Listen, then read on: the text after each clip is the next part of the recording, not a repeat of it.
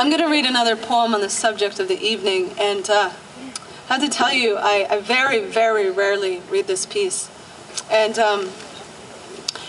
I only ever read it in places that are inside, very small, and filled with only a few people. And so, tonight is going to be a first.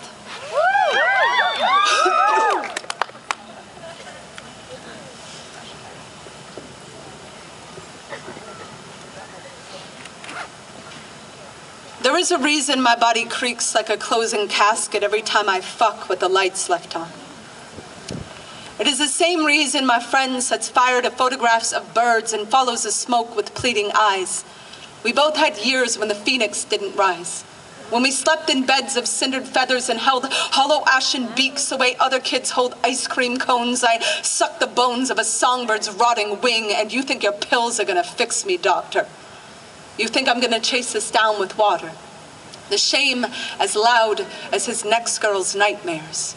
I tied my tongue like a ribbon in my baby sister's hair, like a bow around a gift I gave to my mother and father, and my silence equaled every Christmas morning when we were still happy and grateful, but my silence was also his next girl's eyes, falling like timber when no one chose to hear, her roots ripped up, her ground eroding to the din of an old man's zipper.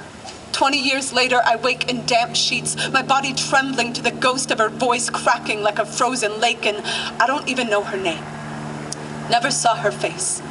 Only heard the rumor that he'd moved on to the hemorrhage of another perfect thing. And now here, I sing through cinder, through microphones raised like white flags in war zones, through poems I have dug from my throat like fishing hooks from here. I look back at my voice lowered to half-mast, how he must have stood there with his dirty hand on his dirty heart, laughing like a broken levee, as his next girl woke with body bags beneath her eyes and enough shame in her gut to give the hurricane her own name. If I could see her face, if I could face the eye of her storm, how would I ever tell her that I speak for a living?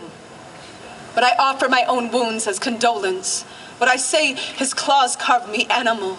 Would I say at 14 years old I threw my bloody fists into my boyfriend's face till his eyes swelled shut and his tears turned crimson and his jaw cracked till I was finally convinced his hands were not every man's hands? Would I tell her I've stood beneath street lamps waiting for the swarming flies to identify my body as carcass, to swallow every cell of salt and leave nothing behind but the trellis of my untouched bones? I remember the fault lines in the corners of his eyes, the way he shook hands with my father, the look on his face beneath his swollen sun. Even his shadow looked guilty. The concrete made crime scene by his touch. Would I tell her this? Would I ask if she has ever outlined her own body in chalk? Is there yellow tape in your top dresser drawer for those nights when your true love's kiss is an anthem to a dead country and you find yourself with rope burns around your neck, begging the bodies of strangers to not respect you in the morning?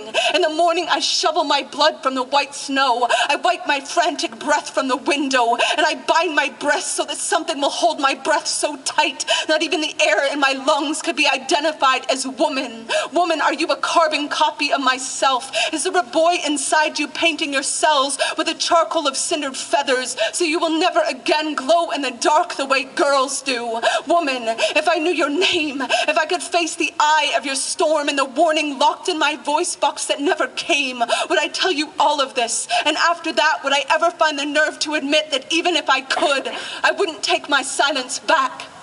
My father owned a gun. He would have blown that man apart. My mother owned a mother's heart. Everything would have broken. Everything but you.